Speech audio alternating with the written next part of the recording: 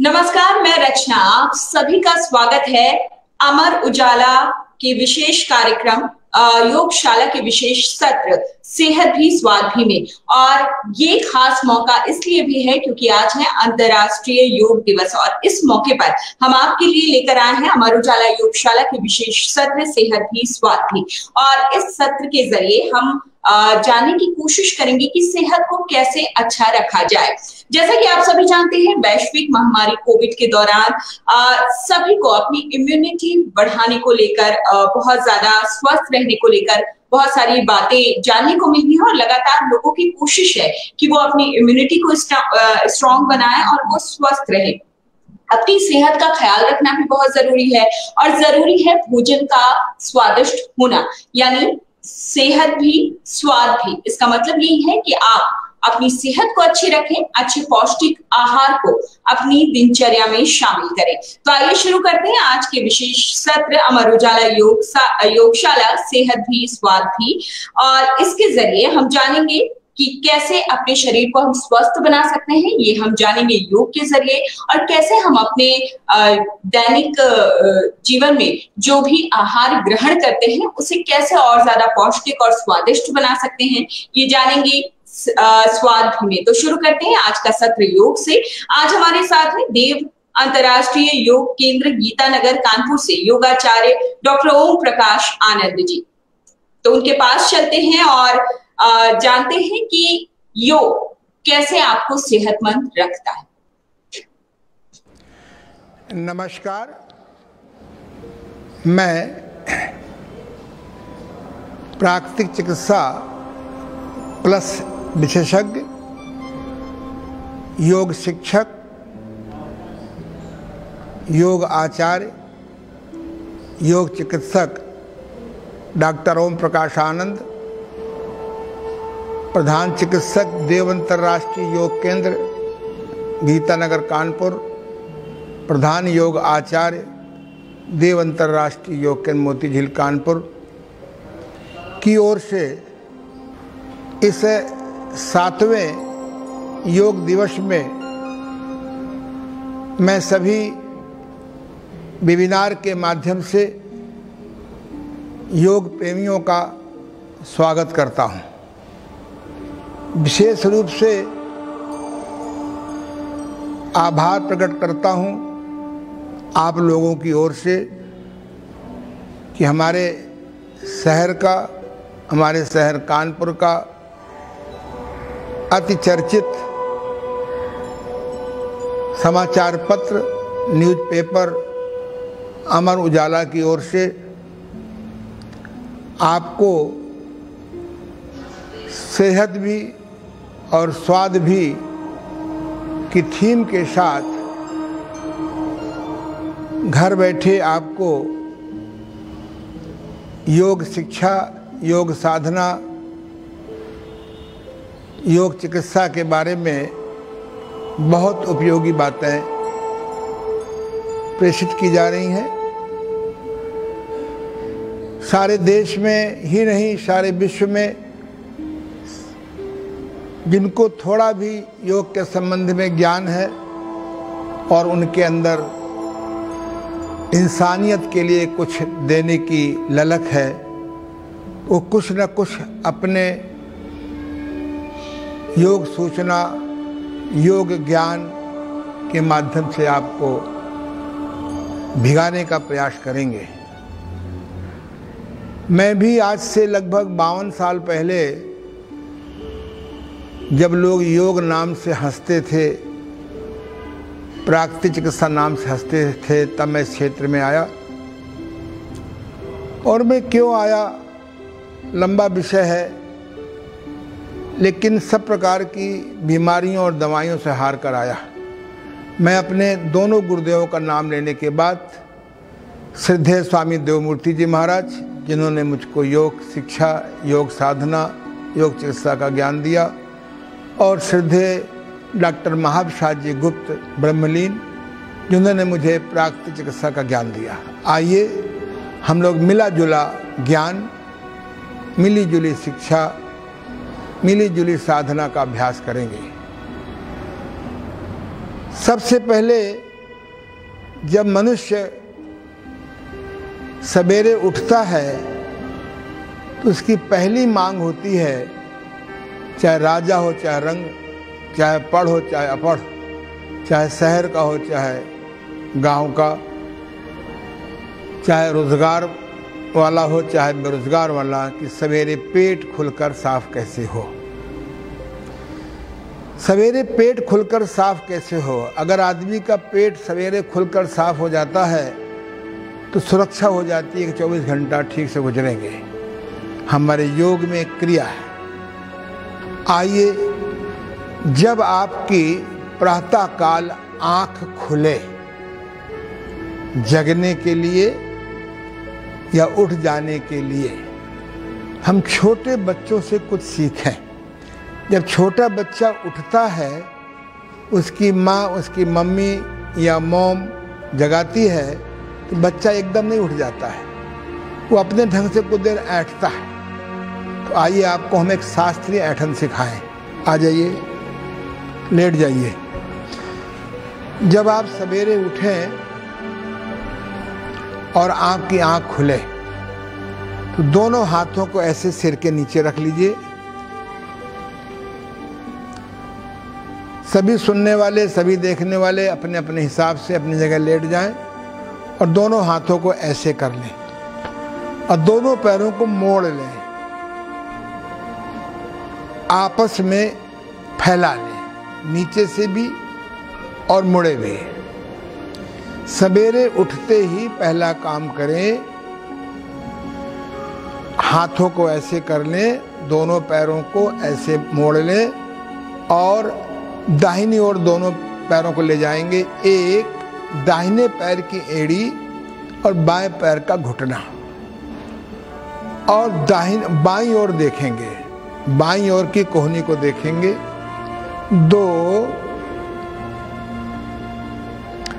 अब बाएं पैर की एड़ी और दाएं पैर का घुटना बड़े प्यार से धीरे धीरे करते जाइए, करते जाइए। घुटना करते जाओ, घुटना दाएं, ठुड्डी बाएं, घुटना बाएं, ठुड्डी दाएं। ये जितने प्रकार के आसन आप करते हो उन सब का ये संयुक्त नोट है। सवेरे उठते ही आप इस क्रिया को करते जाइए 10 बार, 20 बार, 30 बार, 40 बार, 50 बार, धीरे धीरे। ऐसा करने से 3 लाभ होंगे आपको।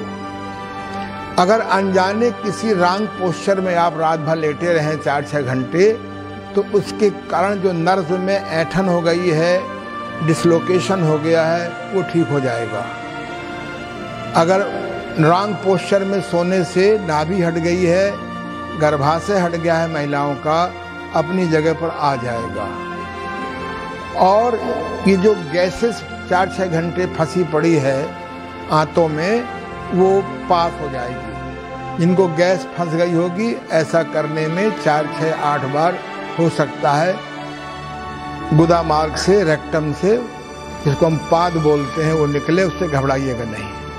बस बीच में आ जाइए। इसका नाम हमारे गुरुदेव ने रखा है किंग योगासन एक्सरसाइज। किंग योगासन एक्सरसाइज। इसी आसन को जब आप सब शाम को कर लेंगे, दिन भर 4, 6, 8 घंटे काम करने के बाद, तो दिन भर की थकान मिट जाएगी। न चाय पीने की मांग होगी और न रात को डेविल वाइन पीने का मन करेगा। अब दोनों पैरों को मिला लीजिए, दोनों मिला लीजिए, शुरू करिए। हिप से नितंब से एड़ी का अंतर लगभग 9-10 इंच होगा। अपना पंजा नाप लीजिए, करते जाइए प्यार से, धीरे धीरे करते जाइए। 10 बार, 20 बार, 50 बार। ये 2 एक्सरसाइज, ये 2 योगासन जब आप कर लेंगे और फिर उठ करके ठीक से हाथ धोइए। हाथ धोने की फार्मूला मैंने बनाया है सुमन का। हाथ धोने में याद रखें सुमन का। सा माने सीधा, ऐसे हाथ धोइए साबुन से। ऊ माने उल्टा, मा माने मुट्ठी, ना माने नाखून, का माने कलाई। ये बहुत सुंदर फार्मूला है। सु माने का, सु माने सा ऊ, सा माने सीधा, ऊ माने उल्टा, मा माने मुट्ठी, ऊ माने ना माने नाखून और का माने कलाई। 10-15-20 सेकंड में हाथ धुल जाएगा आपका। ऐसे करते जाइए बस। इसी बीच में यदि आपको लगे कि शौच का फोन आ गया है या कॉल आ गया है, आप इमीडिएट जाइए। कहते हैं खरी भूख लगी हो, खाएं कि ना खाएं, खाएं कि ना खाएं तो खाएं। कम भूख लगी हो, खाएं कि ना खाएं तो ना खाएं। और शौच पेशाब लगा हो, चाहे थोड़ा, चाहे बहुत, चाहे मध्यम, मन में शंका हो, इमीडिएट जाइए। आधी बीमारी अपने आप ठीक हो जाएंगी। हमारे श्री राजू श्रीवास्तव जी जो चुटकुलों के लिए बहुत फेमस है, वो दिन भर चिल्लाते हैं पेट सफा हर रोग दफा। इस क्रिया से आप जाड़े में गर्म पानी पीजिए, गर्मी में सामान्य पानी पीजिए, चाहे तो नींबू डाल लीजिए, नींबू का रस, व्यवस्था हो तो शहद डाल लीजिए 2 चम्मच 1 किलो पानी में, और ना हो तो सबसे बढ़िया गुड़। चीनी महाराज से तो बहुत दूर रही है। तो इसलिए 2 एक्सरसाइज है, सुबह करेंगे, पेट ठीक होने में सहायता मिलेगी। रात भर में जो रॉन्ग पोस्चर की वजह से नर्व्स हमारी अपसेट हो गई हैं, वो ठीक हो जाएंगी। शाम को जब घर जाएं तो बस पहले ये काम करें। 1, 2, 3 मिनट में काम हो जाता है, दिन भर की थकान मिट जाएगी। क्योंकि संसार में जितने भी जानवर हैं सब हॉरिजॉन्टल हैं, क्षितिज के समानांतर हैं। लेकिन आदमी किसी कारण से वर्टिकल हो गया है। वर्टिकल होने से जब 10-12 घंटे वो काम करता है तो रॉन्ग पोस्चर में खड़े होने से, रॉन्ग पोस्चर में बैठने से उसकी वर्टेब्रास के अंदर जो बीच में गैप है प्राकृतिक, वो खत्म हो जाता है। जब हम एक्सरसाइज करेंगे ये वाली, हम सिर दाएं घुटना बाएं, सिर दाएं घुटना बाएं, हमारी सारी वर्टेब्रस का प्राकृतिक गैप आ जाएगा। संसार में जितने जानवर हैं जब चलते हैं तो अपने रीढ़ हड्डी घुमाते हुए चलते हैं, तो उनका प्राकृतिक गैप बना रहता है। चाहे वो जानवर मिट्टी के ऊपर के हों, गाय भैंस, चाहे मिट्टी के अंदर के हों, केंचुआ सांप, चाहे पानी के अंदर हों, मछली या घड़ियाल, चाहे हवा के हों, चिड़िया, तोता आदि। तो सब लोग जो है अपनी रीढ़ हड्डी को हिलाते रहते हैं। मनुष्य वर्टिकल हो जाने से हिलाना बंद कर दिया। ये है। तीसरा, आप छोटे बच्चों को देखिए, जब बहुत खुश होते हैं तो हंसते हैं। और कैसे हंसते हैं, जरा साइकिलिंग करिए, आप लोग बैठे बैठे करिए, ये देखिए। ऐसे ही पूरे घुटनों को, टखने को, पैरों को, हाथों को, गर्दन को, ऐसे ही आप करिए। 5-10 बार इसका उल्टा करिए। और कहते हैं laughing is the coming best yoga exercises. अब ऐसे हंसेंगे, जरा सब लोग मिलके हंसिए।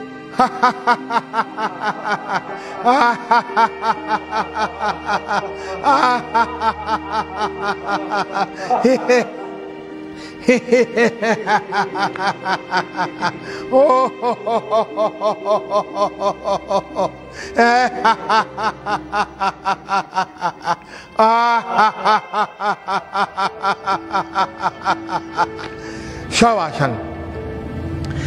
दुनिया भर की बातें हो रही हैं, ये प्राणायाम, वो प्राणायाम, ये इम्यूनिटी, कोई कहता है हमारा काढ़ा पियो, कहता है हमारा च्यवनप्राश पियो। लाफिंग से बढ़कर इम्यूनिटी बढ़ाने वाली कोई दुनिया में चीज नहीं है। हमने सब कुछ प्राप्त कर लिया पर हंसी गायब हो गई। आप जब नकली हंसी हंसोगे तो असली हंसी आने लगेगी। आप चिंता मत करो, असली हंसी का इंतजार न करिए, हैं? और मान लीजिए मोहल्ले में कोई गमी हो गई है, आपको दुख भी है, पर इतना दुख नहीं कि हंसना नहीं चाहोगे, तो आप कैसे हंसोगे? साइकिलिंग करो।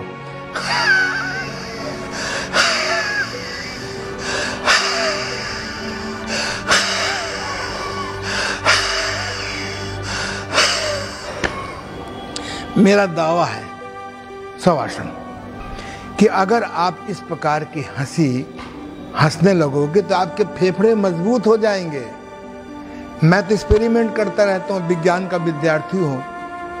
1970 में मैंने क्राइस्ट कॉलेज से बीएससी किया था और विज्ञान से किया था। तो विज्ञान का आदमी बिना विज्ञान की बात माने।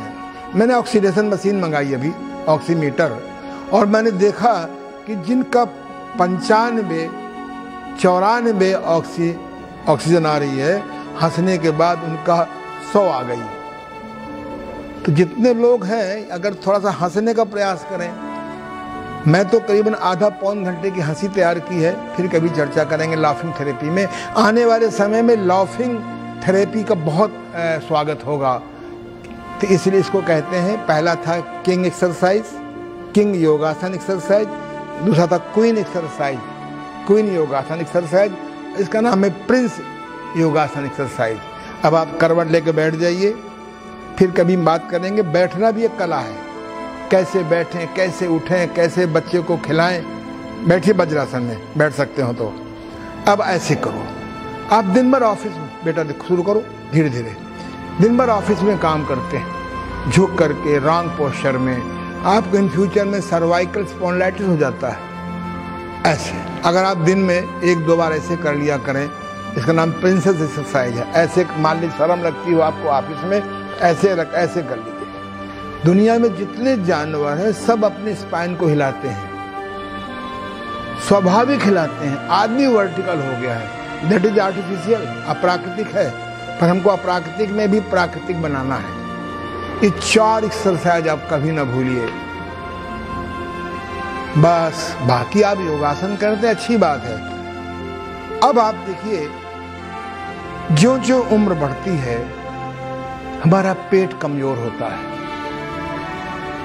और बड़ा संघर्ष करके जब मेवा खरीदने की औकात आ जाती है तब मेवा खाने लायक आते नहीं रहती है।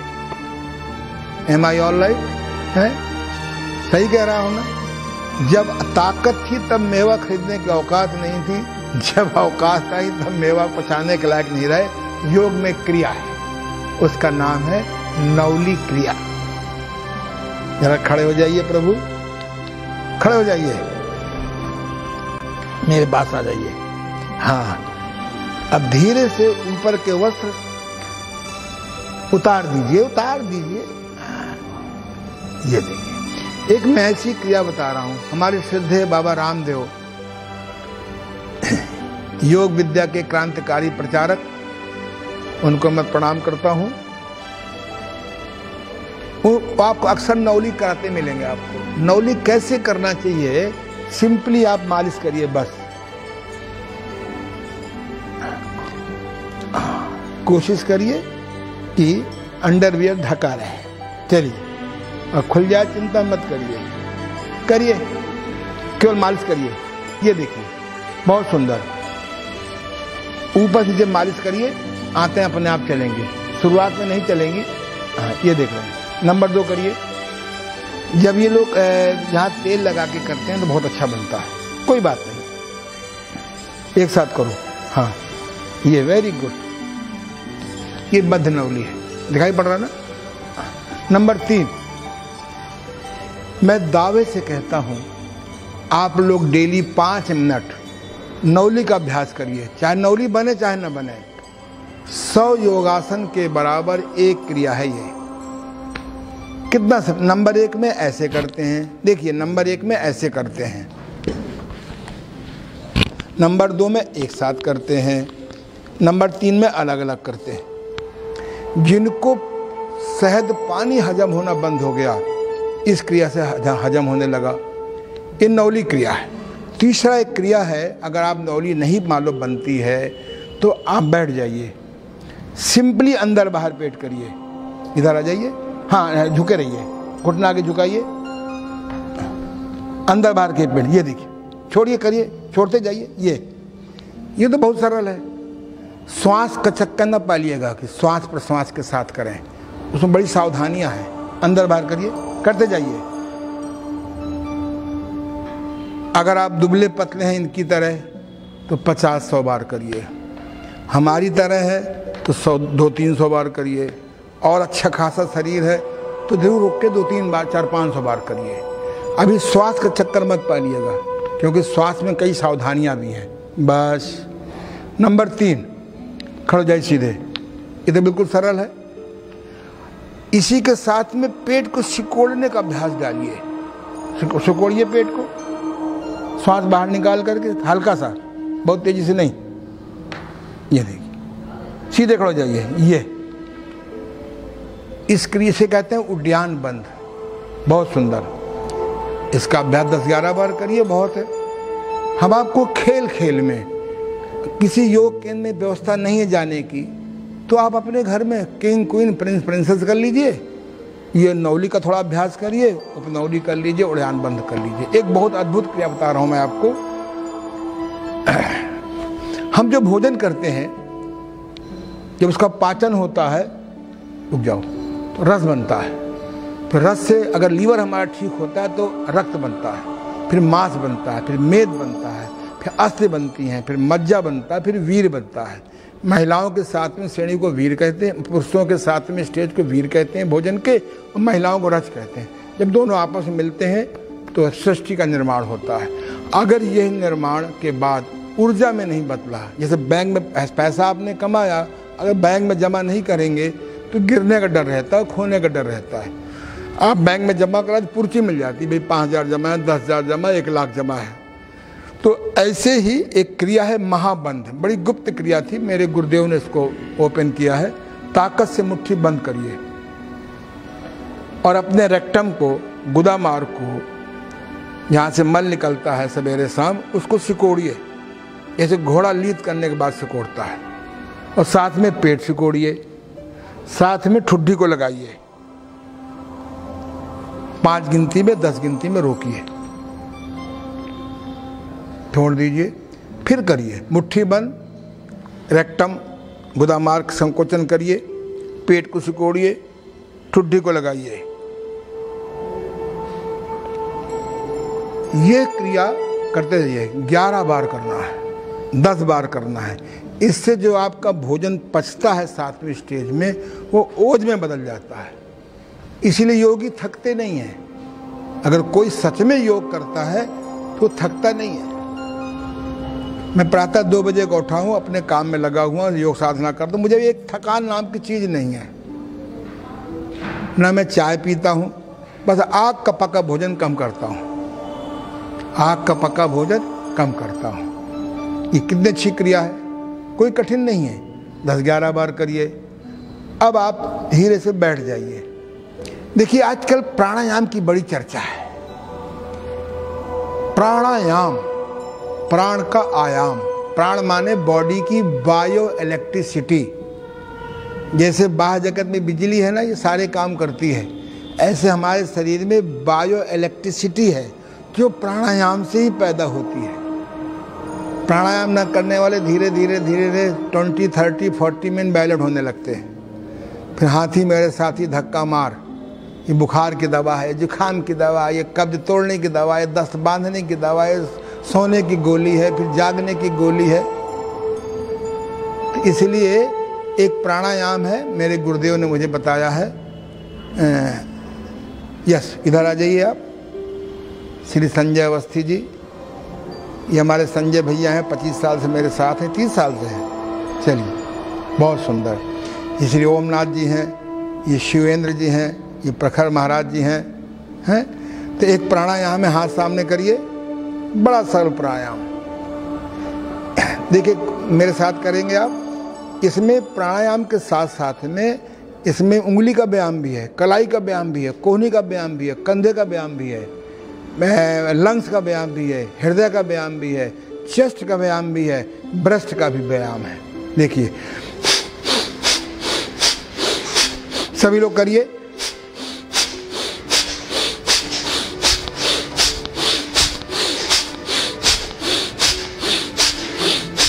बस 10-15 बार बहुत है। अगर रास्ते में कोई कोरोना बैठा होगा तो बेचारा धक्के धक्के अपने बाहर निकल जाएगा, कब भी निकल जाएगा। मैं दावे से कहता हूँ, इस व्यायाम को किया जाए चारों भागों में, तो चाहे अब वर्तमान का कोरोना हो, चाहे भविष्य का कोरोना हो, चाहे आज भविष्य का गोरोना हो, सब आते रहेंगे बेचारे। जब कूड़े हाथ नहीं साफ करोगे, सफाई नहीं रखोगे तो हो नहीं आना है। ऐसे देखो, ऐसे किया ना मैं। अब ऊपर रखिए, ऊपर करिए।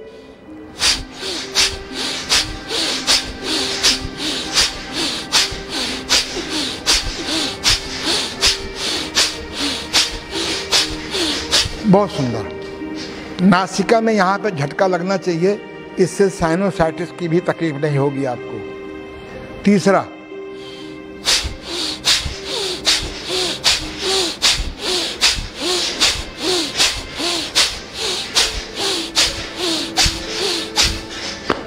दस 15 बार। चौथा,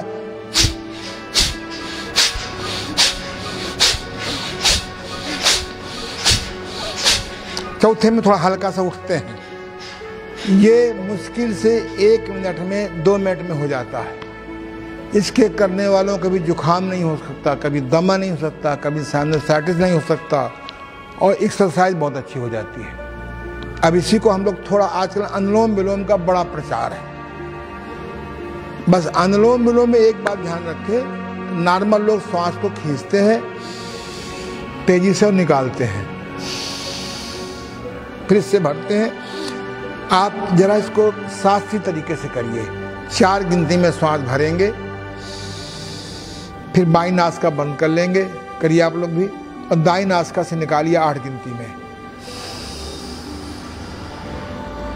फिर 4 गिनती में श्वास भरेंगे इसी नाक से, फिर बाएं नाक से निकालेंगे दाई बंद करके 8 गिनती में। आप करते रहिए, मैं बोलता जाऊं। 4 गिनती में भरेंगे, 8 में निकालेंगे। 1 सप्ताह बाद 5 गिनती में भरेंगे, 10 में निकालेंगे। 1 सप्ताह बाद 6 में भरेंगे, 12 में निकालेंगे। हर सप्ताह गिनती बढ़ाते जाइए। 2-3 महीने के बाद 20 गिनती में श्वास भरेंगे और 40 में निकालेंगे।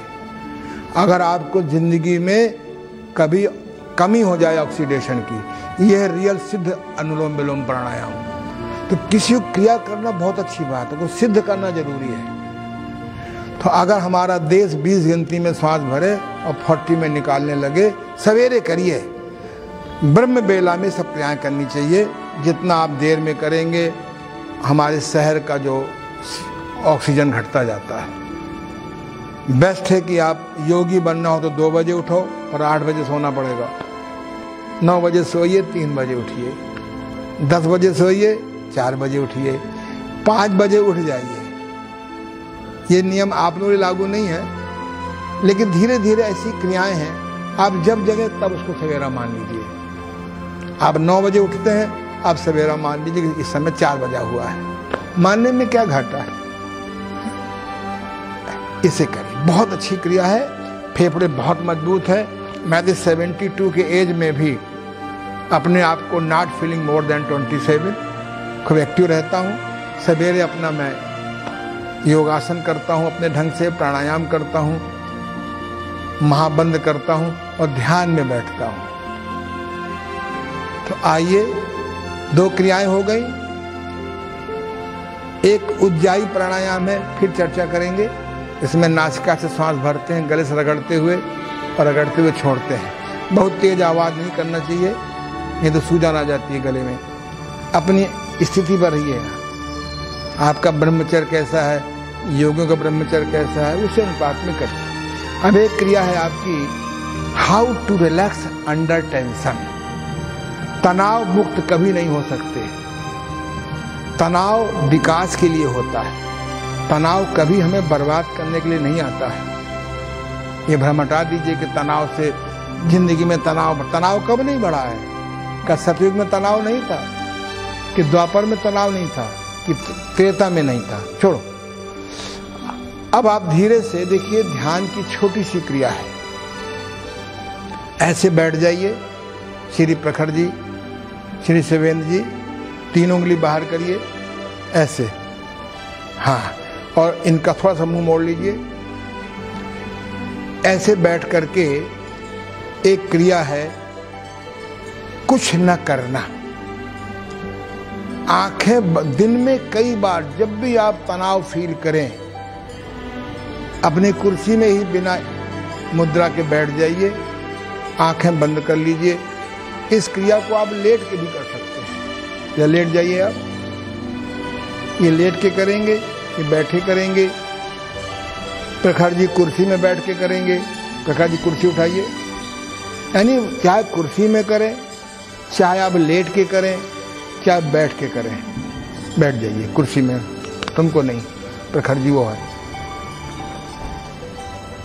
अब ऑफिस से बैठे तनाव वाली कोई बात हो गई, क्लोज योर आइज, आंखें बंद कर लीजिए, मन को आज़ाद कर दीजिए। मन जहाँ जाए जाने दीजिए, मन जो सोचे सोचने दीजिए, मन जो देखे देखने दीजिए, मन जो करे करने दीजिए। मन अच्छी बात सोचे या बुरी बात सोचे, मन घर की बात सोचे या ऑफिस की बात सोचे, मन प्रेम की बात सोचे या त्याग की बात सोचे या घृणा की बात सोचे, उसके किसी काम में दखल नहीं करेंगे। जैसे पिक्चर देखते समय कभी रोने का सीन आता है, कभी हंसने का सीन आता है, कभी लड़ने का सीन आता है, कभी प्रेम का सीन आता है, वो आपके बस में नहीं होता। आपको साक्षी भाव से देखते रहना है, होश में देखते रहना है। अब बाहर की कोई भी धुन सुनाई पड़े, उसको बाधा नहीं मानना। बाधा को बाधा मानने से बाधा नहीं होती। बाधा को बाधा न मानने से बाधा नहीं होती। बाधा को बाधा न मानने से बाधा नहीं होती। अपने काम को एकाग्रता से कैसे करें, इसके लिए एक स्लोगन है, अटल सिद्धांत है, बाधा को बाधा न मानिए।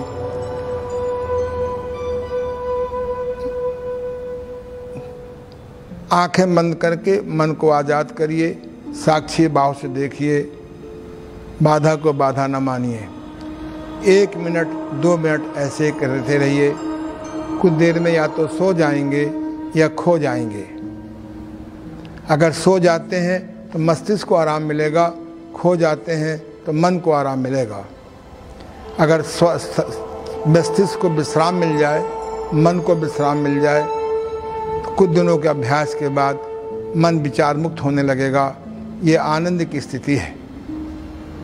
हम लोग समय सीमाओं से बंधे हुए हैं। यदि मैं आपको 10 मिनट इस क्रिया को कराता तो आप यहीं आनंद में डूब जाते। ध्यान रखें, प्रैक्टिस करिए 5-10 मिनट 15 मिनट की। आंखें बंद करके मन को आज़ाद करना है, साक्षी भाव से देखना है, बाधा को बाधा नहीं मानना है। सो जाएंगे तो मस्तिष्क को आराम, खो जाएंगे तो मन को आराम, विचार मुक्त हो जाएंगे तो समाधि लग जाएगी। समाधि आनंद की स्थिति है। मैं आपको 1 मिनट का मौका देता हूँ।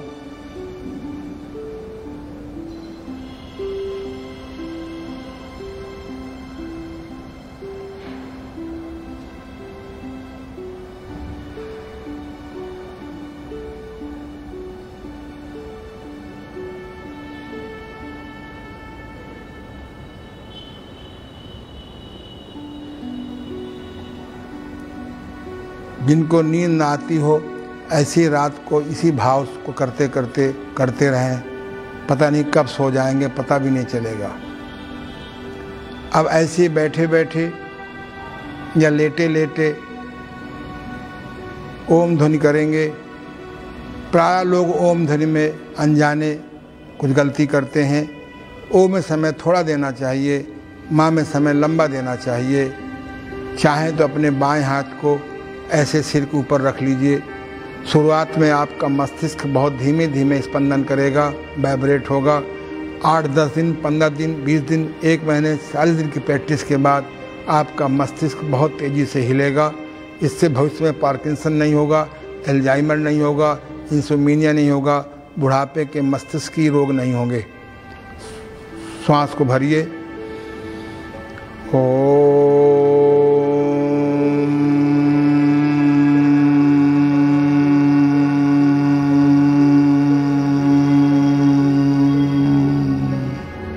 सभी लोग, दिखाने वाले, सुनने वाले, करने वाले, अपने बाएं हाथ को मस्तिष्क के ऊपर रख लें। ओम।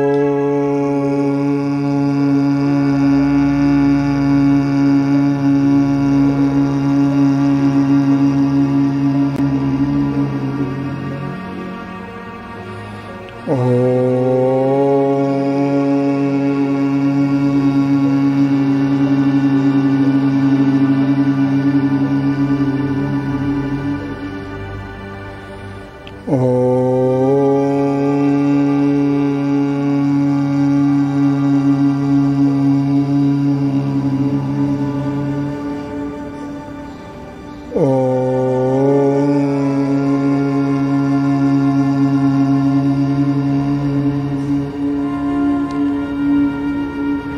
इतना ही, नीचे हाथ कर लीजिए।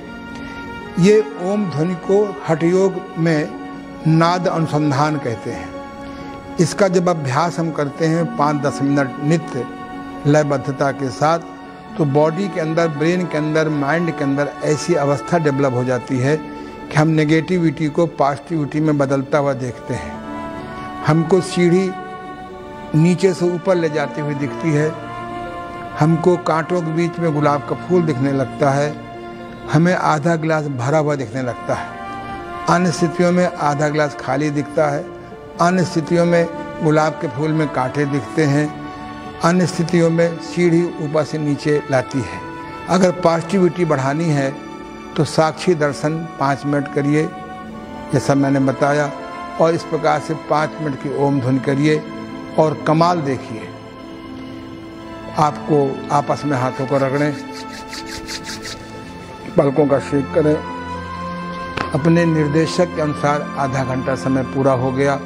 मैं आपको अमर उजाला की ओर से, अपने देव अंतर्राष्ट्रीय योग केंद्र कानपुर की ओर से बहुत बहुत आशीर्वाद देता हूं कि इस योगा डे में, 7वें योगा डे में, सेहत भी और स्वाद भी का आनंद उठावें और नियमित आधा घंटे हठ योग, आधा घंटे ध्यान योग, आधा घंटे सेवा योग आदि का सहारा लें। आप सबको बहुत बहुत, छोटों को आशीर्वाद, बड़ों को प्रणाम, बराबर वालों को नमस्कार। आनंद उठाएं और सभी लोग अलर्ट हो जाएं।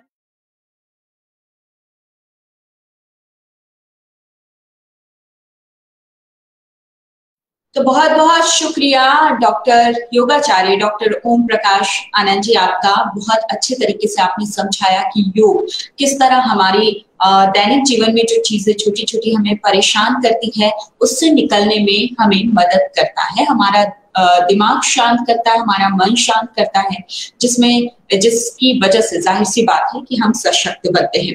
तो इस सत्र की चर्चा को हम आगे ले जाते हैं और बात करते हैं सेहत और स्वाद दोनों के बारे में। और इस खास चर्चा में शामिल हमारे साथ हैं 4 खास मेहमान। उन सब से आपको अवगत कराते हैं। देव अंतर्राष्ट्रीय योग केंद्र से हमारे साथ हैं गीतानगर कानपुर से योगाचार्य doctor Om Prakash Anand ji. Alka master cooking classes से हमारे साथ हैं शेफ अलका सिंह तोमर। नलिनी किचन से यूट्यूबर शेफ नलिनी शर्मा। और हमारे साथ हैं आहार विशेषज्ञ मीनाक्षी अनुराग जी। तो ये हमारे जो 4 खास मेहमान हैं, इनसे हम करते हैं बातचीत और चर्चा, जानते हैं कि सेहत और स्वाद दोनों एक साथ कैसे पाई जा सकती है। तो सबसे पहले योगाचार्य डॉक्टर ओम प्रकाश आनंद जी, मैं आपके पास आना चाहूंगी।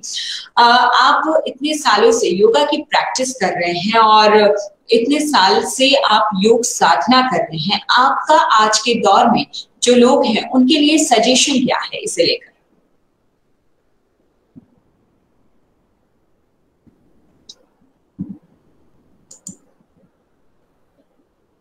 ओम प्रकाश जी, प्लीज आप अपना माइक अनम्यूट कर लीजिए।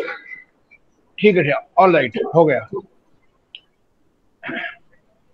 बिना योग साधना के न तो हमारा तन स्वस्थ रह सकता है और ना ही हमारा मन स्वस्थ रह सकता है और ना ही हम आध्यात्मिक पक्ष को समझ सकते हैं। इन तीनों के स्वस्थ न रहने से स्वाभाविक है कि हमारी युवा पीढ़ी भी बीमार हो रही है। मैं भी था आज से 52 साल पहले। हमारे युवा भी जो प्रौढ़ है वो भी बीमार हो रहे हैं। योग साधना के साथ प्राकृतिक चिकित्सा का जिस दिन जोड़ हो जाएगा, उस दिन जैसे योग साधना से हम अपने तन को स्वस्थ रख सकते हैं, मन को स्वस्थ रख कर लेते हैं, अपनी आत्मा को स्वस्थ कर लेते हैं, ऐसे हम बीमारियों पर भी विजय प्राप्त कर लेंगे। तो अगला 18 नवंबर को नेचुरोपैथी डे मनाया जाएगा, घोषित जो हो चुका है इस चौथा। तो योग तो बहुत जरूरी है, और योग माने केवल योगासन नहीं होता, योग माने होता है सठकर्म की क्रियाएं। सठकर्म की ऐसी क्रियाएं होती हैं कि अगर आप उनको कर लेंगे तो बीमार नहीं पड़ेंगे, और कभी बीमार हो जाते हैं, जुकाम हो गया, पेट खराब हो गया, पित्त प्रकोप हो गया, तो ठीक हो जाते हैं। और जब हम योगासन करते हैं हमारा तन मजबूत होता है। योगासन करने के पहले लोगों को अंग अंग के व्यायाम करना चाहिए, जिनको आजकल वर्तमान में सूक्ष्म व्यायाम करते हैं। सूक्ष्म व्यायाम करने से, हाँ, तो इसलिए योग और प्राणायाम करने से हमारी इम्यूनिटी बढ़ेगी, और ध्यान करने से हमारा मन, ब्रेन, मन और आत्मा ठीक होगी। अगर हमें स्वस्थ रहना है या हमें बीमार नहीं होना है, और बीमार हो गए हैं तो कैसे इम्यूनिटी बढ़ाएं, अपने मानसिक रोगों पर विजय कैसे प्राप्त करना है, तो हमको तो योग करना होगा।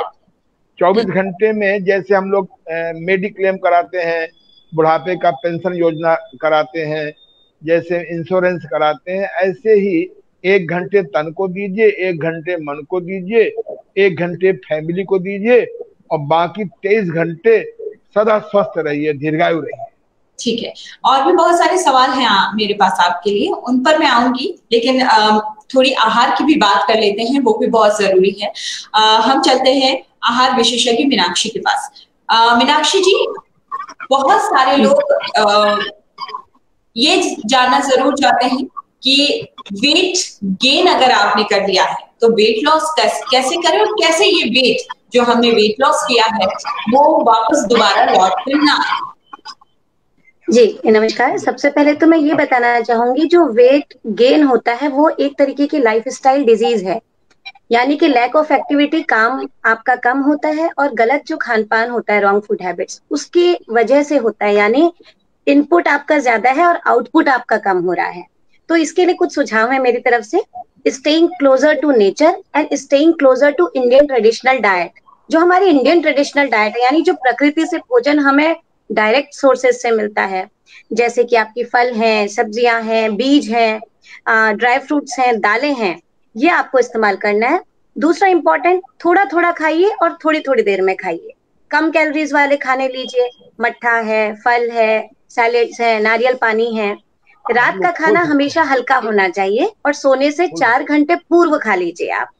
गेहूं और मैदे की बजाय रागी, ज्वार, बाजरा इनका इस्तेमाल करिए, और शक्कर के बदले आप इसके बदले शहद का इस्तेमाल या गुड़ का इस्तेमाल। और सबसे इम्पोर्टेंट जो आज के समय में, वो पॉल्यूशन की वजह से जो फ्री रेडिकल्स बन गया, जो हमारे टिश्यू को रैप्चर करता है, उससे कैंसर जैसी अन्य समस्याएं उत्पन्न होती है। तो कभी भी खाने को दोबारा गर्म ना करें, या जो ऑयल आपने एक बार इस्तेमाल कर लिया है उसका दोबारा इस्तेमाल ना करें। और 1 चम्मच देशी घी बहुत जरूरी है आपके लिए। ये तो मूल मंत्र बता दिया आपने बहुत ही कम शब्दों में कि कैसे हम अपने आप को स्वस्थ रख तो सकते हैं, साथ ही हमारा वेट गेन नहीं होगा। ये हमारी लाइफस्टाइल कैसी होनी चाहिए, खासतौर पे खाने पीने को लेकर। शेफ अलका सिंह तोमर, मैं आपके पास आना चाहती हूँ।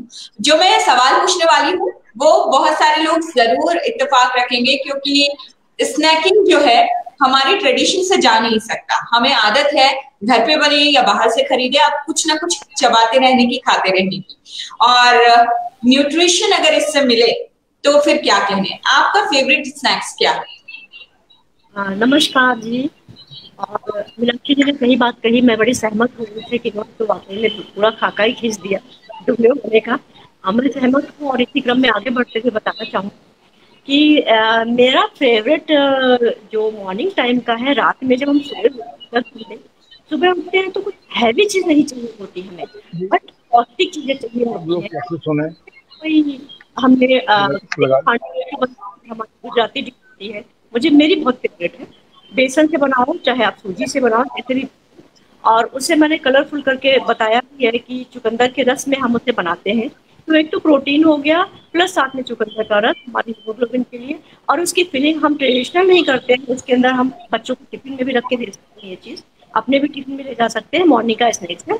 और उसके अंदर पनीर है, कैप्सिकम है, और कर्ड का इस्तेमाल करते हैं हम। अगर हम चाहते हमारे बच्चे या घर के लोग नहीं खाते हैं तो हम ड्राई फ्रूट्स को उसके ऊपर स्प्रिंकल कर सकते हैं, जान ही नहीं पाएंगे हमने क्या डाला है, क्या है या किसी है। तो ये मेरा बहुत फेवरेट है और इसी को हम ज्यादा बनाते हैं। शेफ जी, शेफ नलिनी के पास चलते हैं।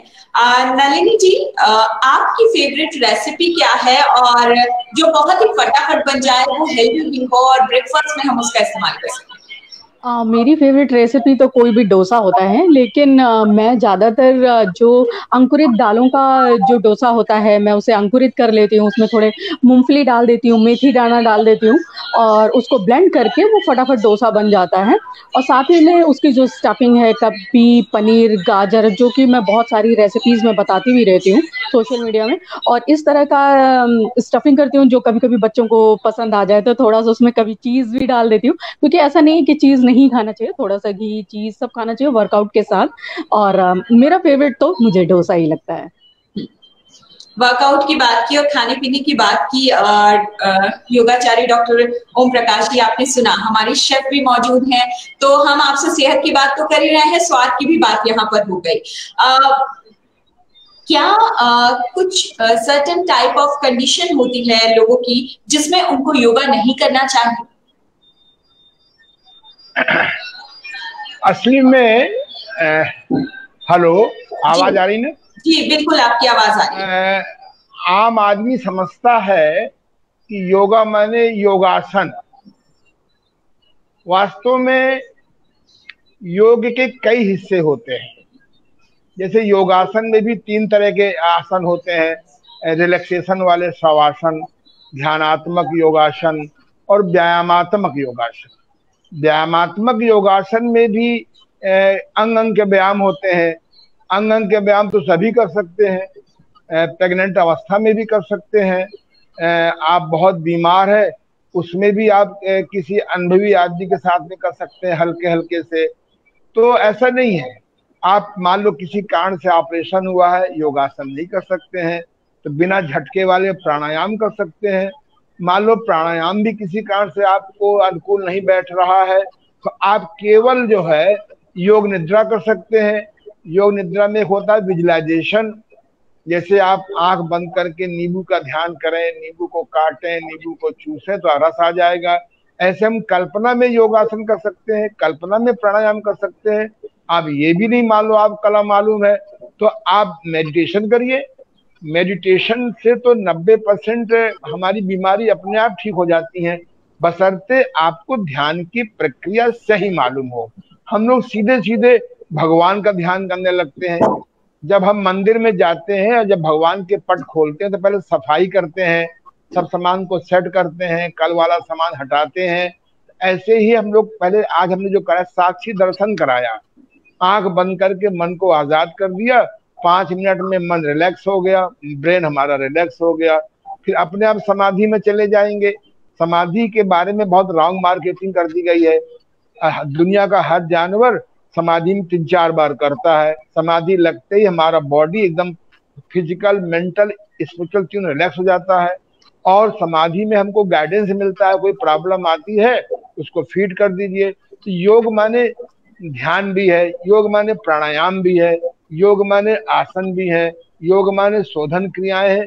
अब किसको किस लेवल पर करना, हर बिना योग को तो आप रह ही नहीं सकते हैं। आप कैंसर के रोगी हैं, मुंह नहीं खोल सकते तब भी कर सकते हैं। योग माने कोई योगासन नहीं होता। यम, नियम, आसन, प्राणायाम, प्रत्याहार, धारणा, ध्यान, समाधि, ये राजयोग है। हठ योग में षटकर्म, संग प्रक्षालन, योगासन, प्राणायाम और ये मुद्रा बंद, नाद अनुसंधान, बिना योग के तो आप रह ही नहीं सकते हैं। कोई काम होश में कर रहे हैं ये भी योग है। हाँ, कठिन आसन ना करिए, 3 महीने के प्रेग्नेंट के बाद ना करिए। मासिक धर्म के समय पर कोई ऐसा व्यायाम ना करिए जिससे पेट डिस्टर्ब हो। जैसे आजकल का कपालभाति के लोगों को अनजाने एडिक्शन हो गया है, तो पेट मूवमेंट ना करिए। धन्यवाद। जी। मीनाक्षी जी, बहुत सारे लोग जो है वो आजकल की लाइफस्टाइल कह लीजिए या और भी कोई वजह कह लीजिए, इनडाइजेशन जैसे प्रॉब्लम से जूझ रहे हैं या कॉन्स्टिपेशन है उनको, उनका पेट जलने लगता है या पेट में जलन की समस्या पैदा हो जाती है, गर्मी हो जाती है, इन सब के पीछे वजह क्या है और इसका निवारण क्या है? देखिए, ये जो समस्याएं हैं ये उत्पन्न ही नहीं होने पाएंगे अगर हम एक परफेक्ट कॉम्बिनेशन जिसमें कि माइंड, बॉडी एंड सोल ये हमारे परफेक्ट बने रहेंगे। इसके लिए 5 चीजें बहुत इंपॉर्टेंट होती हैं। पहला, जैसा कि आपने बताया डॉक्टर ओम प्रकाश आनंद जी ने, योगा। योगा सिर्फ एक्सरसाइज नहीं है, मेडिटेशन और सारी चीजें इंक्लूड है, ये आप करिए। दूसरा, बैलेंस डाइट जिसके बारे में अभी मैंने आपको बताया। नींद आपकी 7 से 8 घंटा पर्याप्त रूप में है। वाटर इनटेक आपका 2.5 से 3 लीटर है, जो बॉडी को हाइड्रेट रखता है और मॉइस्चराइज रखता है।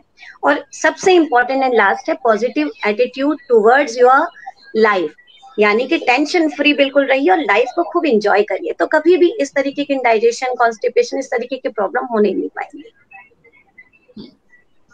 तो कुल मिला के अपनी दिनचर्या को तो हमें सही करना ही है, साथ ही साथ हमें करना ये है कि अपने तन के साथ साथ मन को भी हेल्दी रखना है, स्वस्थ रखना है और पॉजिटिव रखना है। शेफ अलका के पास में आती हूँ। बच्चे जो है अलका जी बहुत नानुकुर करते हैं कुछ भी खाने के लिए, हम क्या कुछ ऐसा काम कर सकते हैं उनके खाने के साथ जिससे उनका खाना बहुत इंटरेस्टिंग हो और वो इंटरेस्ट लेके खाएं, न्यूट्रिशन उसमें उस खाने में हो? बिल्कुल, बच्चे करते ही हैं, उसके लिए मैंने कहीं मेरे एक बात सुनो, क्या देख रहे हो? यही हम इतने बिजी हैं कि हम बच्चों से बातें करते हैं, डाइनिंग टेबल पे खाने के बारे में बात करनी चाहिए, बातें चर्चा चलनी चाहिए, आपस में बात करिए कि हमें क्या चीज अच्छी लगती है, नहीं हमें क्या चीज फायदेमंद है, हमें वो चीज खानी चाहिए। और ऐसा अगर आप जल्दी बात करते हो तो बच्चे उस चीज को सुनते हैं।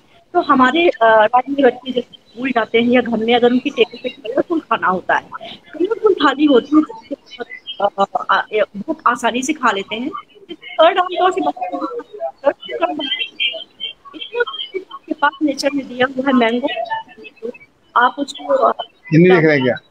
तो आप वो कलर ले लीजिए, बहुत से कलर जैसे ऑरेंज डाल दीजिए, उन्होंने बताइए और धीमा कर लो। उनका जो भी रोटी पराठा है उसको बना दीजिए, पालक, चुकंदर, गाजर, जो जो भी चीजें सब नेचर में है उनको डाल के पीस के ग्राइंड करके, अगर दूध नहीं खाते हैं और कुछ उसकी फिलिंग अच्छी कर दीजिए, जैसे कि नट्स है आपके बीज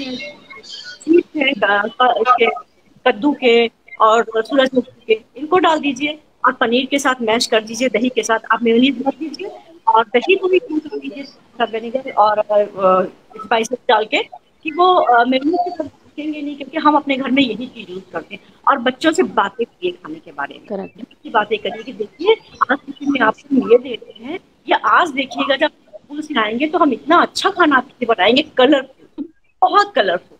प्याज दीजिए, प्याज नहीं खाते, कलर कर दीजिए। प्याज को कैसे करेंगे वो मालूम है आपको, मीनाक्षी जी को भी मालूम है, नलिनी जी को भी मालूम है, हम लोगों को सीक्रेट है ना। और यूट्यूब पे जाइए और देखिए, उसमें मैंने बहुत कुछ डाला हुआ है और खाने के बारे में मीटिंग्स होती रहती हैं, और डालिए और बनाइए, बच्चे जरूर खाएंगे। अभी तक हम से मिले हैं, उनके सारे बच्चे खाते हैं और मेरे बच्चे खाते ही खाते हैं। अच्छा नलिनी जी, आपने बात की कि हमें घी जरूर खाना चाहिए और इन सब का बैलेंस होना चाहिए हमारे खाने में। मेरा आपसे सवाल ये है नलिनी जी कि हेल्दीएस्ट कुकिंग ऑयल कौन सा है? बहुत टफ सवाल है, लेकिन ज्यादातर लोगों के दिमाग में ये सवाल जरूर होगा कि हम कौन सा तेल खाएं जो बहुत ही हेल्दी हो। देखिए, पुरातन समय से लोग सिर्फ देसी घी और सरसों का तेल, तो जो क्षेत्र होता है उसका अपना एक स्पेसिफिक ऑयल होता है। जैसे साउथ इंडिया में कोकोनट होता है, कहीं पे मूंगफली का ऑयल होता है। तो मुझे लगता है देश काल परिस्थितियों को देख करके वहीं का जो फूड होता है, सीजनल फूड हो या पारंपरिक फूड हो ना, उससे अच्छा किसी के लिए कुछ नहीं हो सकता है। रिफाइंड ऑयल तो मैं कभी भी नहीं खाती थी, और अभी जबकि हम लोग हमारी एजिंग हो ही रही है, तो मैं तो सिर्फ सरसों का तेल और देसी घी प्रेफर करती हूँ, और कोशिश करती हूँ कहीं से गाय का घी मिल जाए वो आई थिंक और ज्यादा अच्छा होता है।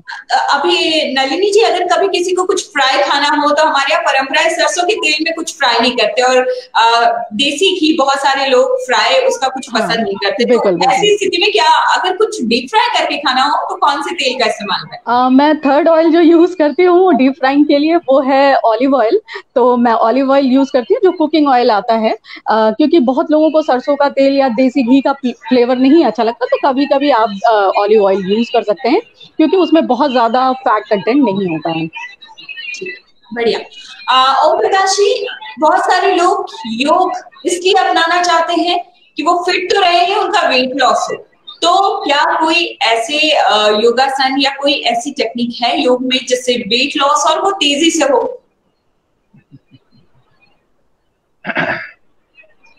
ऐसा है कि अभी आप आहार के बारे में आप जो पूछ रही हैं, बहुत अच्छी बात बताई।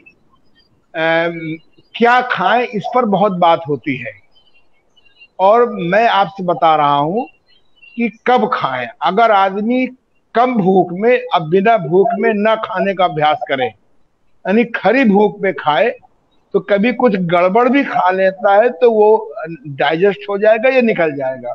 तो मैं बता दूं आपको, ये इसको आहार योग कहते हैं। आहार योग में खरी भूख पे खाइए, चबा के खाइए और भूखे उठ जाइए। और जो बहुत प्रिय वस्तु हो वो ज्यादा खा जाते हैं तो उसको होश में धीरे धीरे खाइए, इसको भी आहार योग कहते हैं। तो मैं आपसे कह रहा हूं कि कम भूख में, बिना भूख में खाने से आप कुछ भी भोजन करेंगे, आज नहीं तो कल 20 बन जाएगा। खैर, इस विषय को मैं ही छोड़ दे रहा हूँ, बड़ा लंबा मेरा विषय है। तो आपने सवाल मुझसे किया, जरा अगेन बोल दीजिए, मैं थोड़ा सा आपके क्या वेट रिड्यूस करने के लिए भी कोई योगा प्रैक्टिस है? मेरे पास एक महिला आज से 30 साल पहले आई थी। वो शहर की बड़ी संभ्रांत महिला थी, और तो मैं उसने कहा कि डॉक्टर आनंद जी, मैं सब जगह हो आई हूँ, अब मेरा कोई वजन नहीं घटा पाया है। तो मैंने कहा कि भाई अगर मैं मुफ्त में सलाह दूंगा तो आप करेंगे नहीं। मैंने कहा 1000 रुपया जमा करो, अगर वजन ना घटे तो आप ले जाइएगा, अगर वजन घट जाए तो ले जाइएगा, और ना घटे तो फिर मैं नहीं दूंगा। मैंने उनको सलाह दिया कि सवेरे तुम सब्जियों का सूप पिया करो, लौकी, तरोई, परवल, टिंडा, टमाटर जो भी है, इसका सूप पिया करो और भरपेट पिया करो। दोपहर में तुम मौसम के 4-5 प्रकार के फल, केला छोड़ करके, केला, पका कटहल छोड़ करके 4-5 प्रकार के फल अपना काट लो, और लगे कि आहार है। एक फल खाएंगे तो मन नहीं संतुष्ट होता, आप 4-5 प्रकार के फल खूब चबा चबा के भरपेट खा लीजिए। और तीसरे पैर जूस पी लिया करो, अंगूर का छोड़ करके, जिसमें कैलोरी ज्यादा है उसमें। अगर अच्छा है कि खीरे को जूस निकाल लो, उसमें शहद या गुड़ मिला के ले लो, और रात को 2 रोटियां और झुआ भर हरी सब्जी, सलाद और थोड़ी दाल ले लिया करो। तो उस महिला ने हमसे पूछा, डॉक्टर साहब ये खाना खाने के पहले खाना है कि खाना खाने के बाद खाना है? तो होता क्या है कि हम लोग डाइटिंग अपनी छोड़ते नहीं है, और ये जो है हम लोगों के जो डाइटिशियन बैठे हुए हैं, इन लोगों की बात मान लेते हैं। तो अगर आप भोजन ठीक कर लें, और अगर आप कुछ भी ना कर सकें, एक भ्रमण योग होता है, यानी खड़े होकर के जैसे मॉर्निंग वॉक करते हैं, ऐसे ही अपने स्थान पर खड़े हो जाइए और सामने एक शीशा लगवा लीजिए। जैसे मोती झील में मैं पिछले 50 सालों से जा रहा हूँ लगभग। अब अभी आजकल कोरोना के चक्कर में बंद पड़ा है, करीबन 15 महीने से। तो मुझसे बहुत लोगों ने सलाह लिया, तो मैंने कहा भैया घर में एक शीशा लगवा लो, अपनी फोटो देखते हुए एक जगह पे चलते रहो, आराम से हाथ हिलाते हुए, थोड़ा श्वास पर श्वास भी कर लो। तो 5 मिनट, 10 मिनट, 15 मिनट, 20 मिनट, आधा घंटा। मैं दावे से कहता हूं कि आहार ठीक कर लीजिए और भोजन ठीक कर लीजिए। कभी मान लो मन की चीज आ गई, किसी को खीर पसंद है, किसी को रसगुल्ला पसंद है, किसी को ढोकला पसंद है, मन पसंद आपने ज्यादा खा लिया, या कहीं पत्नी का दबाव पड़ा कि चलो आज चाट खाना ही खाना है, तो भैया अगली मीटिंग गोल कर दो। उपवास करने से, अगली मीटिंग गोल करने से वजन का बाप ठीक हो जाएगा। मैं तो 5 किलो पर मंथ है। हाँ, स्टीम बाथ जोड़ लीजिए आप। एक मैंने स्टीम बाथ बनाया, बड़ा पोर्टेबल और बड़ा सस्ता। आप स्टीम बाथ, पसीना निकालना ना भूलिए, क्योंकि मोटापा वहीं बढ़ता है जहां पर एसी प्रधान जीवन है। मैं तो लगभग डेली स्टीम बाथ लेता हूँ। 200 ग्राम 300 वजन मेरा पानी घट जाता है। तो भोजन सुधार करिए, थोड़ा सा एक्सरसाइजेस करिए जो आपको अनुकूल बैठे, खासतौर से भ्रमण योग है, इंजन दौड़ है, और पसीना निकालिए। अगर घर में एसी लगा है, एसी गाड़ी लगी है, एसी ऑफिस है, 200-250 ग्राम पर डे पसीना निकाल लीजिए और देखिए एकदम बिल्कुल फिट आप रहेंगे। जी जी। और यहाँ पर आपने जो बात बताई और जो ट्रिक्स बताई, हमारे साथ मीनाक्षी जी हैं जो कि न्यूट्रिशनिस्ट हैं, वो मंद मंद मुस्कुरा रही थी। मीनाक्षी जी, मैं अगला सवाल आपसे पूछूं उससे पहले आप रिएक्शन दे दीजिए जरा। एक सेकंड, मीनाक्षी को धन्यवाद दे दूं कि जितना अच्छा बोल नहीं है, लगता है कि मुझे इनसे पढ़ना पड़ेगा या मेरा पढ़ा हुआ। थैंक यू मीनाक्षी जी। मेरा अगला सवाल आपसे पानी को लेकर है। अगर आप वेट लॉस करने के प्रोसेस में हैं, आप अपना वजन कम करना चाहते हैं या एक हेल्दी लाइफस्टाइल आपको चाहिए, और अगर हम किसी डाइटिशियन के पास जाते हैं या न्यूट्रिशनिस्ट के पास जाते हैं, सबसे पहली बात जो पूछते हैं कि आपका वाटर इंटेक कितना है एक दिन में, और कहते हैं कि मिनिमम 3 लीटर्स होना चाहिए। तो क्या वेट लॉस में वाटर इंटेक का बहुत बड़ा रोल है? यस, सबसे पहले तो मैं बताऊं, हमारी बॉडी में जो 60% ऑफ द वेट है वो वाटर का होता है, और बॉडी को डिटॉक्सिफाई करने के लिए, यानी टॉक्सिक एजेंट्स जो विषैले तत्व हमारी बॉडी में डेवलप होते हैं, उनको बॉडी से पास आउट करने के लिए 2 तरीके हैं। पहला जो गुरुजी ने अभी बताया आपको कि पसीना यानी स्वेटिंग के द्वारा, और दूसरा यूरिनेशन। और यूरिनेशन हर व्यक्ति को 5 से 7 बार दिन में जाना चाहिए, और वो तभी पॉसिबल होगा जब आपकी बॉडी में 3 से 3.5 litre liquid, water plus liquid, ये सारा टोटल मिलाकर के इनटेक आपकी बॉडी में जाएगा। अब इसका काम क्या होता है वाटर का हमारी बॉडी में? आपकी स्किन क्लियर होती है सबसे पहले, रेड ब्लड सेल्स का लेवल इंक्रीज हो जाता है, मेटाबॉलिक रेट हाई होता है, थकान सर दर्द नहीं होता, एनर्जी लेवल बढ़ता है, और आपका जो इम्यून सिस्टम है वो स्ट्रांग होता है। तो जब हमारा इम्यून सिस्टम स्ट्रांग होगा, मेटाबॉलिक रेट हाई होगा, तो ऑटोमेटिकली आप जो भी योगा करेंगे, जो भी एक्सरसाइज करेंगे, उसका बॉडी में कैलोरीज जल्दी बर्न होंगी और उसका बॉडी में इम्पैक्ट पड़ेगा। तो इसलिए पानी बहुत इंपॉर्टेंट चीज है। लेकिन हाँ, जो आज के समय में कॉन्सेप्ट है, पहले लोग कहते थे कि पानी मैक्सिमम पीना चाहिए, तो मैक्सिमम की भी एक लिमिट है कि आप गर्मियों में 3 से 3.5 लीटर और जाड़े में 2.5 से 3 लीटर तक पानी कंज्यूम कर सकते हैं। बिल्कुल उसी प्रकार जिस तरीके से घर में एक वाटर फिल्टर है, उसको कंज्यूम करने वाले बहुत सारे लोग हैं, तो वाटर फिल्टर जल्दी चोक होगा, जल्दी आपको चेंज करना पड़ेगा, और एक व्यक्ति अगर उसको करेगा तो 2 साल में शायद चेंज हो। तो उसी प्रकार से हमारी किडनी को भी फिल्टर करना होता है इस चीज को। तो ये भी ध्यान रखें कि एक्सेसिव पानी भी कई बार हार्मफुल हो सकता है किडनी के लिए। तो इसलिए ध्यान रखना कि जो वाटर इंटेक है, पानी 2.5 से 3 लीटर और आधा पौन लीटर जो आपका लिक्विड नारियल के थ्रू, ग्रीन टी के थ्रू या मट्ठे के थ्रू जाता है, उस तरीके से जाना चाहिए। तो ये बॉडी को हेल्दी रखने में और as well as weight loss के लिए बहुत फायदेमंद है। अच्छा मीनाक्षी जी, छोटा सा आपसे एक और बात मैं जानना चाहूंगी। आजकल इन्फ्यूज्ड वाटर का बड़ा दौर है, लोग इन्फ्यूज्ड वाटर पीते हैं दिन भर, उसे आप कैसे देखते हैं? क्या वो वाकई हम पर? बिल्कुल, देखिए इन्फ्यूज वाटर ऐसे क्या होता है कि हमारी बॉडी को डिटॉक्सिफाई करने वाले, जैसे तुलसी है, एंटीऑक्सीडेंट है, फाइबर है, या विटामिन सी है, नींबू है, इन सब का इस्तेमाल हम डेली उसमें नहीं कर पाते। अगर हम इन्फ्यूज वाटर बनाते हैं, जिसमें चिया सीड्स हमने मिला दी, उसी में अदरक डाल दिया, आधा नींबू डाल दिया, थोड़ा खीरा डाल दिया, थोड़ा पुदीने के पत्ते, अगर हम उसको भिगा करके रख देते हैं और उसको पीते हैं, तो हमारी बॉडी में न्यूट्रिएंट्स भी चले जाते हैं और बॉडी को जितने न्यूट्रिएंट्स मिलने होते हैं वो मिल भी जाते हैं और टॉक्सिक एजेंट्स रिमूव हो जाते हैं। तो ये भी एक अच्छा तरीका है वाटर को बढ़ाने का। मतलब और जाहिर सी बात, एक फ्लेवर आता है तो लोग प्लेन पानी से कई ज्यादा पसंद करते हैं फ्लेवर्ड वाटर पीना। राइट, आजकल क्या होता है कि जो चीज दिखती है ना, जैसे एक फ्लास्क में रखा तो ग्रीन दिख रहा है, येलो दिख रहा है, कलरफुल हो जाती हैं चीजें, और हमें बताने में बड़ा मजा आता है अपनी फ्रेंड्स को, वी आर ऑन डाइट, हम आजकल ये वाटर पी रहे हैं, डिटॉक्स पी रहे हैं, काइंड ऑफ थिंग।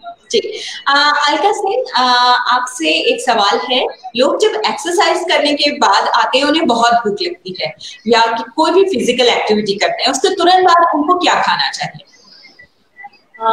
एक्सरसाइज करने के तुरंत बाद 15-20 मिनट वाकई में बॉडी लेवल भी थोड़ा सा कम हो जाता है। सबसे पहले तो आप कोई पीने वाली चीज लीजिए, है ना, कोई पीने वाली चीज, कोई भी शेक हो सकता है, बनाना हो सकता है, हो सकती है जिसमें आप चिया सीड्स, आप प्रोटीन, एक प्रोटीन पाउडर अपने घर में बना है आपके, पिस्ता है, सब उसमें 2 चम्मच डाल दीजिए। खाने के लिए कुकीज, हेल्दी कुकीज, जैसे हम पालक की गन्ने की कुकीज बनाते हैं, वो घर में आप भी हैं।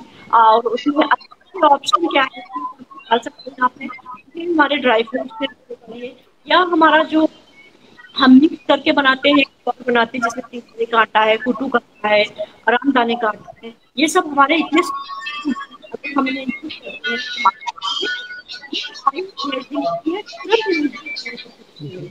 और शुगर ज्यादा इंटेक नहीं करना चाहते तो हमारे पास बहुत सी चीजें हैं, जैसे जो ड्राई वाला जगेरी आता है हम उसको यूज कर सकते हैं, शुगर आता है उसको, शुगर आता है उसको यूज कर सकते हैं तुरंत खाने के लिए। और इसके अलावा हेल्दी जो अगर स्नैक्स की बात करें तो बढ़िया सा जो पालक है, ऑल वर्ल्ड में सबसे होता है, पालक के पराठे खाइए, पालक की रोटी खाइए, पनीर के साथ मिक्स करके थोड़े से डाले, अदरक, जिंजर और गार्लिक का पेस्ट बना के आटा गूंद के आपके पराठे बना, सबसे अच्छा है कि आपका पेट भी भरेगा और आपको सेहत भी। ठीक जी। नलिनी जी, जो लोग कॉन्स्टिपेशन से पीड़ित हैं या उनको डाइजेशन का इश्यू है, इंडाइजेशन होता है, कॉन्स्टिपेशन होता है, तो कौन सा खाना उनके लिए बेहतर है? देखिए, पहले तो जो सीजनल खाना होता है सबको वही प्रेफर करना चाहिए। अक्सर बहुत हेल्दी की सोच में जो जाड़े का खाना है, जो फ्रूट्स वेजिटेबल्स जाड़े में होते हैं वो जरूरी नहीं कि वो हेल्दी हैं, तो आप गर्मी में खाएं। गर्मियों में भी बहुत सारी सब्जियां, फ्रूट्स जो अपने होते हैं आप उनको आहार में लीजिए। अच्छा, कॉन्स्टिपेशन की समस्या हमारे घर में भी काफी लोगों को होती है और मेरा बच्चे को भी स्टार्टिंग में होती थी, तो मैं क्या करती हूँ, शहद को गर्म दूध में, गुनगुने दूध में मैं उसको देती थी। उससे क्या होता था, उसका 1-2 दिन के बाद वो रेगुलराइज हो जाता है। अक्सर लोग क्रीमाफिन और ये वो सीधे जो है एलोपैथिक की मेडिसिन लेते हैं, और जब आप उसको लेने लगते हैं ना तो आप उसके हैबिचुअल हो जाते हैं। और चाहे वो इसब घोल की भूसी हो या कुछ भी हो, तो मुझे पहले लगता है कि आयुर्वेदिक चीजें करनी चाहिए, जैसे कि शहद उसमें सबसे ज्यादा प्रायोरिटी रहती है, और दूसरा पपीता जो है, पपीता, अमरूद, जितनी रफेज की चीजें हैं वो। लेकिन कभी कभी क्या होता है, जो लॉन्ग टर्म में किसी को कॉन्स्टिपेशन होता है तो डाइजेशन की क्रिया कम हो जाती है, तो क्या होता है, जब वो रॉ फल या रॉ सब्जियां लेते हैं ना तो वो भी पच नहीं पाता है। तो ऐसे में आप उसका स्मूदी बना सकते हैं, लेकिन उसका टेक्सचर एकदम लिक्विड ना करें, बिल्कुल जूस के रूप में नहीं लें, नहीं तो फिर वो समस्या बनी रहती है। हाँ, आप ऐसा कर सकते हैं, दिन में थोड़ा सा जूस लें, थोड़ा फल खाएं। और जो सुपाच्य फल हो ना, जैसे पपीता क्या होता है, आसानी से आप खा भी सकते हैं, मन नहीं है तो, लेकिन पपीता बहुत अच्छा फायदा करता है, मैंने ऐसा देखा है। और शहद तो डेफिनेटली करता है, क्योंकि ये अजमाया हुआ नुस्खा है। तो थोड़े गुनगुने पानी में ले लीजिए। अगर आपको दूध नहीं अच्छा लगता है तो थोड़ा सा फ्यू ड्रॉप्स नींबू ले लें। अगर आपको एसिडिटी नहीं है, हाइपर गैस्ट्रिक नहीं है, तो उसमें फ्यू ड्रॉप्स जो है नींबू डाल लीजिए और शहद के साथ पीजिए, डेफिनेटली 2 से 3 दिन में। लेकिन ये सारी चीजें तो डाइट है, देखिए सिर्फ डाइट से नहीं काम चलेगा। जिनको लंबा कॉन्स्टिपेशन होता है ना, उनको वर्कआउट भी जरूर करना चाहिए। अगर वो वर्कआउट नहीं करते हैं तो योगा करें, योगा नहीं करते हैं तो घर के काम काज करें, झुके उठे बैठे। अक्सर वाइफ बोलती है हस्बैंड जी वो पानी ले आओ हस्बैंड बोलते हैं वो पानी ले आओ, तो ये नहीं चलेगा। अभी आपको कुछ ना कुछ करके काम करना पड़ेगा, और चाहे वर्कआउट करें चाहे योगा करें। योगा में तो आपको मानसिक शांति भी मिलती है और उसकी जरूरत बहुत ज्यादा है आज लोगों को। बहुत ज्यादा डिप्रेसिव हैं लोग, बहुत ज्यादा एंग्जाइटी है, तो मुझे लगता है कि जो मेडिटेशन है या योगा का जो द्वार है वो सभी के लिए बहुत ओपन है और करना भी चाहिए। चलिए योग गुरु के पास ही चलते हैं वापस, उनसे ही एक सवाल और ले लेते हैं। फ्लेक्सिबिलिटी जो है योग की प्रैक्टिस में कितनी ज्यादा वैल्यू रखती है, क्या इंपॉर्टेंस है बॉडी फ्लेक्सिबिलिटी का योगा से? अमेरिका में एक बहुत बड़े एमबीबीएस एमडी हुए हैं जो बाद में नेचुरोपैथ हो गए हैं, तो उनके एक सवाल प्रश्न उत्तर की किताब आई है बहुत बड़ी, तो उसमें लोगों ने पूछा कि बूढ़ा कौन है, तो उन्होंने कहा जिसकी जितनी ज्यादा नाड़ियां कड़ी है वो उतनी ही बूढ़ा है। तो अगर हमें बुढ़ापे से बचना है तो हमें अपने शरीर की नाड़ियों को लचीला रखना होगा। इसके लिए अंग अंग के व्यायाम है, अंग अंग के व्यायाम, रीढ़ के घुमावदार व्यायाम, ये दो चीजें नाड़ियों को लचीला बनाने में बहुत उपयोगी है। और मैं मजाक भी करता हूँ थोड़ा सा, और घर की नाड़ियों को ढीला मत होने दीजिए। नाड़ियों को उनके अनुशासन में रहेंगे तो आपका परिवार ठीक रहेगा। और अंग अंग के व्यायाम करेंगे, घुमावदार व्यायाम करेंगे, और तेल मालिश बहुत फायदा करती है। जो लोग दुबले पतले हैं वो तेल की गोल मालिश करें। किसी की आवश्यकता नहीं है, कपड़े हटा करके पहले गुनगुने पानी से जाड़ों में और सामान्य पानी से गर्मियों में पोंछा लगा लीजिए पूरी बॉडी में। 5 मिनट में पोंछा, इसको घर्षण कहते हैं, फ्रिक्शन कहते हैं। और अपना आराम से पूरी बॉडी में तेल लगा लीजिए। ज्यादा खर्चा नहीं है, 50 ग्राम तो बहुत ज्यादा है, 25 ग्राम बहुत है। और गोल गोल मालिश करिए। गोल गोल मालिश करने से 20 मिनट की क्रिया है, कितना भी नाड़ियां खड़ी हों वो मुलायम हो जाती हैं। जो मोटे लोग हैं वो सरसों के तेल से मालिश करें, ये अक्सर उल्टा हो जाता है। जो दुबले लोग तिल्ली के तेल से मालिश करें, और कुछ नहीं, केवल गोल मालिश करना है पूरी बॉडी में। पहले माताएं अपने बच्चों को धूप में लेटा करके और खूब मालिश बच्चों करती थी, और दाएं बाएं सब करती थी। आजकल जो है मोबाइल पकड़ा देती हैं और ऑनलाइन काम चल रहा है। तो बॉडी को लचीला बनाना बहुत जरूरी है। अंग अंग के व्यायाम, रीढ़ के घुमावदार व्यायाम, और ये आपका मालिश, ये भी एक योग की क्रिया है। मालिश योग करिए, लचीले रहेंगे तो जीवन बड़ा आनंद में रहेगा। अगर बॉडी कड़ा हो गया और घर में भी ज्यादा खड़े हो गए, अभी हमारी दीदी ने कहा कि घर में काम करना बहुत जरूरी है, तो ये बहुत अच्छी बात है। कोरोना ने बहुत काम करना सिखा दिया है। धन्यवाद। लचीला होना बहुत जरूरी है। तो जितना ज्यादा बॉडी आपकी कड़ी होगी उतना बुढ़ापा जल्दी आएगा, और जितना लचीला होगा मेरी तरह उतना बुढ़ापा देर में आएगा। धन्यवाद जी। मीनाक्षी जी, एक एडवाइस आपकी तरफ से जो आज आप अपने तमाम दर्शकों को जो आपको देख रहे हैं उन्हें देना चाहती हैं फूड को लेकर, फूड हैबिट्स को लेकर। देखिए, आज योगा डे के अलावा वर्ल्ड म्यूजिकल डे भी है, तो मैं तो ये कहना चाहूंगी कि कुछ भी अवॉइड करने की जरूरत नहीं है, लेकिन एक सीमा में रह करके। उसके लिए 2 लाइंस हैं गाने की। हर पल यहाँ जी भर जियो, जो है समा कल हो न हो। और इसके लिए जरूरी है as long as you live you eat, as long as you eat you exercise. यानी जब तक आप हैं तब तक आप खाते हैं, और जब तक आप खा रहे हैं आपको एक्सरसाइज करनी है। मीनाक्षी जी, मैंने किसी से ये भी सुना था कि अगर आप भले बहुत कॉन्शियस है अपनी डाइट को लेकर, तब भी अगर आप कुछ ऐसा खा लेते हैं जो आपको बहुत पसंद है, जो नहीं खाना चाहिए, समोसा खा लेते हैं या चाट खा लेते हैं या पकौड़ियाँ खा लेते हैं, तो उसके लिए बहुत जरूरी है कि आप गिल्ट फील ना करें, खुश होकर खाएं। बिल्कुल, लाइफ को एंजॉय करिए हर तरीके से। कोई भी चीज ईश्वर ने ऐसी बनाई नहीं है, ईश्वर की बनाई चीज खराब हो ही नहीं सकती, लेकिन एक लिबरल अमाउंट में खाइए। और जैसा कि आप सब ने बताया कि नेक्स्ट डे उसको कैसे कॉम्पनसेट करना है, इनपुट और आउटपुट। अगर आप पैसा जमा भी बैंक में करते रह जाएंगे और निकालेंगे नहीं तो इनकम टैक्स की रेट तो पड़ेगी ही पड़ेगी।